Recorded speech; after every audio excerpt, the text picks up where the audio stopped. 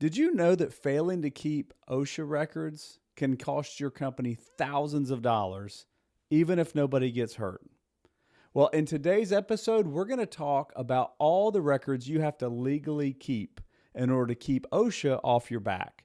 We're going to talk about training records. We're going to talk about accident records. We're going to talk about who needs to keep them, who doesn't need to keep them, and how long you should keep them. And stick around to the end of the video because I'm going to show you a really helpful system that I use with all of my clients so they can stay on top of this stuff without having to think about it and remember what they did last year. Let's dive in. Well, hey friend, my name is David Sawyer. I'm a safety coach. Today we're going to talk about what you're legally required to keep so that your company stays out of trouble with OSHA.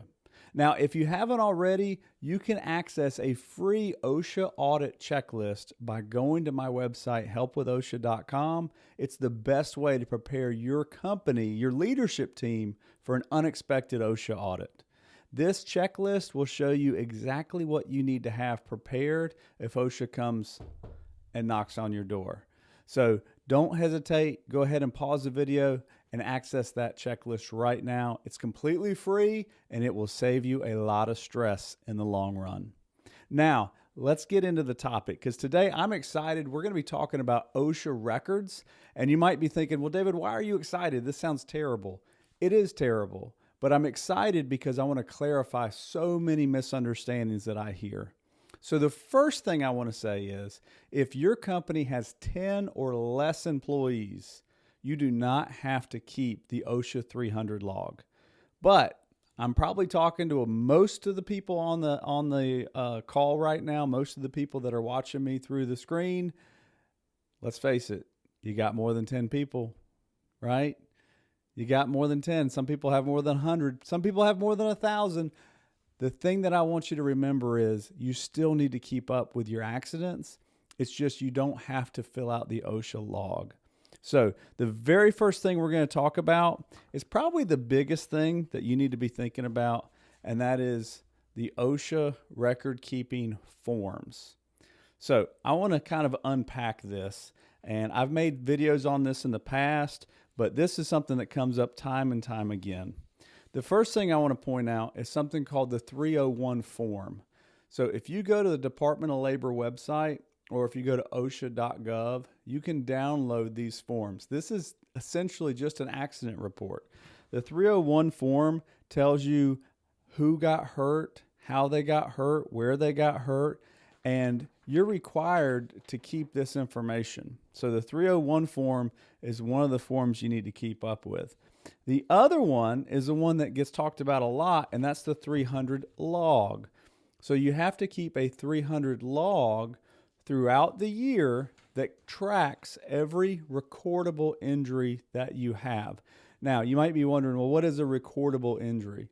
Basically, it's anything beyond first aid. So I won't dive into all the minutiae and get in the weeds about it, but if you have something that goes beyond first aid, that's going to end up on the OSHA 300 log, and you have to track that throughout the year, and then you got to keep years past for up to 5 years, or for 5 years, let's just say that.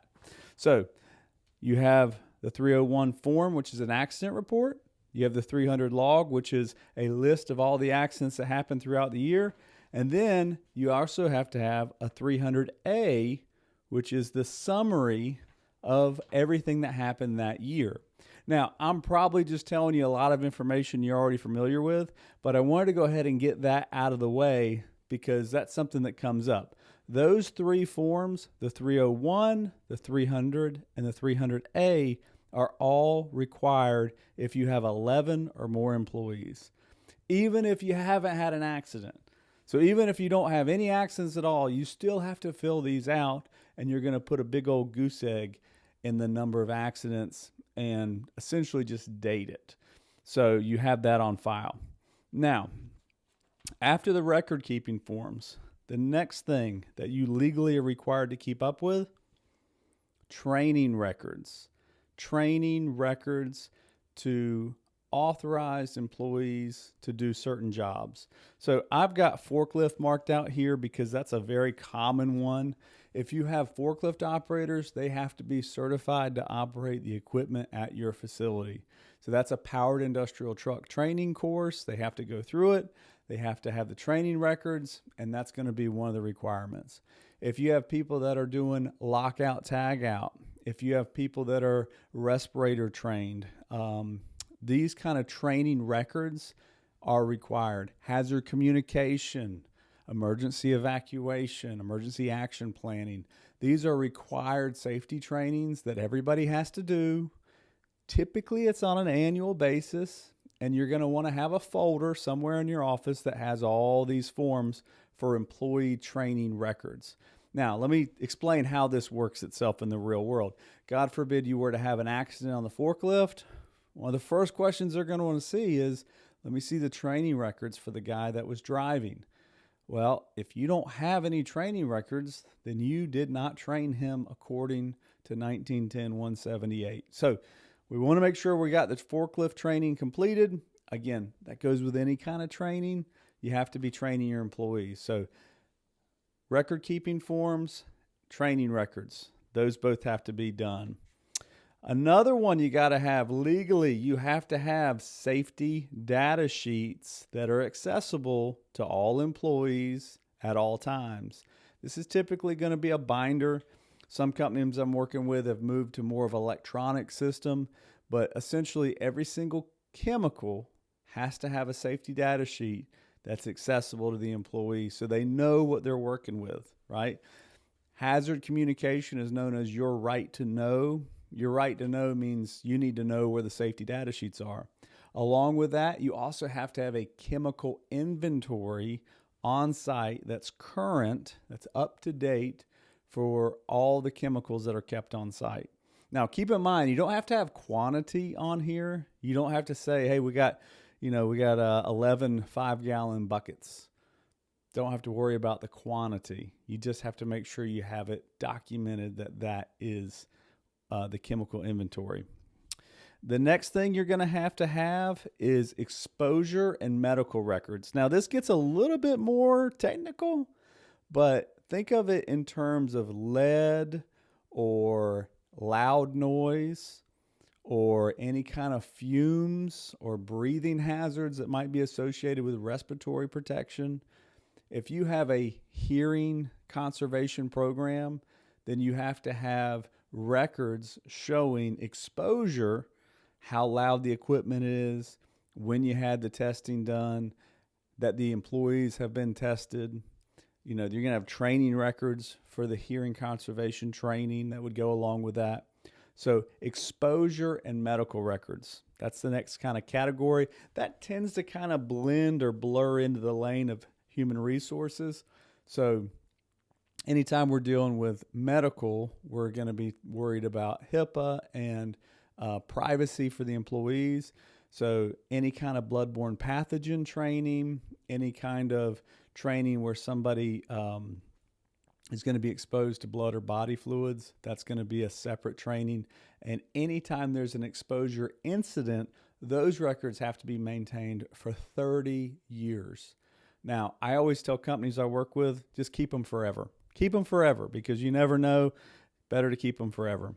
Now, the last big chunk that we're going to talk about is inspections. So you have to have records documenting inspections of equipment. That's going to be typically your fire extinguishers. So you're going to have an outside company come and inspect your fire extinguishers once a year. They're going to change out the bad ones. They're going to add a few more. They're going to give you a few spares. Fire extinguishers is a great one to consider because you have to have an inspection record for your fire extinguishers. You're also going to have an inspection record on like cranes and hoists. You're going to have pre-shift inspections on forklifts and powered industrial trucks. There's different types of inspections that have to be completed for certain types of equipment. So, equipment inspections. Now, if you've been on the channel for very long, you have heard me talk about PTI 360. So PTI 360 is programs training, and inspections. PTI 360. So your written programs are going to dictate what your company does with a safety topic or a safety program. Your training is going to be communicating to employees what has been trained in that program, and inspections are going to be done to verify that employees are doing what's in the training. That's a little rundown. And then we just call it 360 because once you've completed the inspection, you go back and make sure the program meets the updated format that needs to be changed, because the inspections, you're always going to be continually improving the system. So why do I tell you that now? I tell you that now because if you think of that, that's going to tell you what you legally have to keep up with. You are going to have inspections on equipment, and you're going to have employee training records. If there's an accident, you're going to have accident records. And then the safety data sheets, the chemical inventory is the last one. So I hope you found this video helpful. I get asked all the time, David, what are we legally required to do? Personally, I hate that. I think it's a terrible question because legally the bar is down here. Remember, we want to be beyond OSHA. We want to be above OSHA standards. So we want to think, how do we do the bare minimum, which is the OSHA standard, and then how do we make it better by making it company specific? So with that in mind, do everything you can to keep the people you work with safe, because no one should get hurt at work.